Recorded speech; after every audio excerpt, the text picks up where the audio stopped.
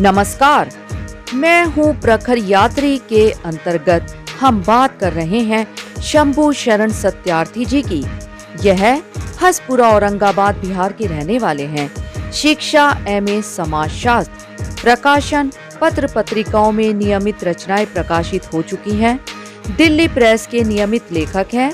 यह एक स्वतंत्र पत्रकार, लेखक व समाज सेवी हैं। संप्रति शिक्षण संस्थानों का संचालन। आज हम आपको शंभू शरण सत्यार्थी जी के शब्दों से अवगत करा रहे हैं। विषय है कृषि स्वास्थ्य नैतिकता से संबंधित घाघ भड्डरी की कहावतें। जमाना बदला, उसी के साथ कई रूप भी बदले। आज मोबाइल, टीवी के माध्यम से संदेश प्रसारित होने लगे। मौसम की जानकारी से लेकर सभी तरह की सूचनाएं इन माध्यमों से दी जाने लगी।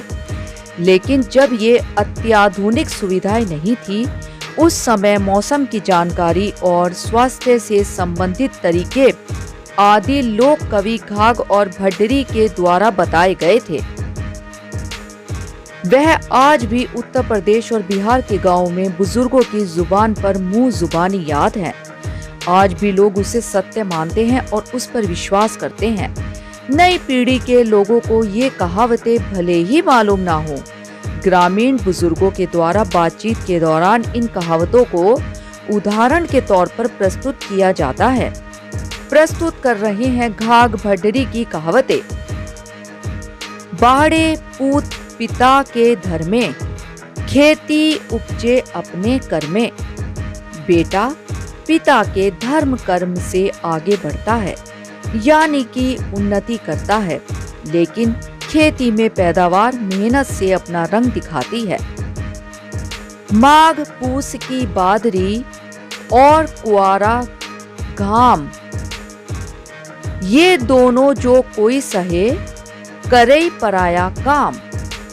माघ और पूस की बदरी और कुआर का घाम जिस व्यक्ति ने सह लिया, वही दूसरों के काम आ सकता है। बाछा बैल बहुरिया जोए, ना घर रहे ना खेती होए। ऐसा किसान जो अल्हड़ बाछा रखता हो और नई दुल्हन का स्वामी हो, ऐसे किसान के खेत में ना तो फसल ही अच्छी हो पाती है, ना ही घर की व्यवस्था ही ठीक रहती है। बैल बगौधा निर्घिन जोए, वह घर और हन कभू न होए। जिस किसान के यहाँ बलवान बैल और चरित्रवान औरत हो, उसे उल्हाना नहीं सुनना पड़ता है। कार्तिक शुक्ल एकादशी बादल बिजुली होए, तो आषाढ़ में भड्डरी बरखा चोखी होए। कार्तिक शुक्ल एकादशी को यदि बादल हो और बिजली चमके तो भड्डरी कहते हैं कि आषाढ़ में वर्षा अवश्य होगी। रात निर्मली दिन के छाई, कहेई भड्डरी पानी नाही। रात निर्मल हो और दिन में आसमान में बादल हो तो भड्डरी कहते हैं कि वर्षा नहीं होगी। सावन पहली पंचमी गर्भे उदय भान, बरखा होगी अति घनी, ऊंचो जानो धान। सावन कृष्ण पंचमी को यदि सूर्य बादलों के बीच से उदित हो तो वर्षा बहुत होगी और धान की फसल भी अच्छी होगी। छिन पुरवैया छिन पछियाव, छिन छिन बही बबुला बाव।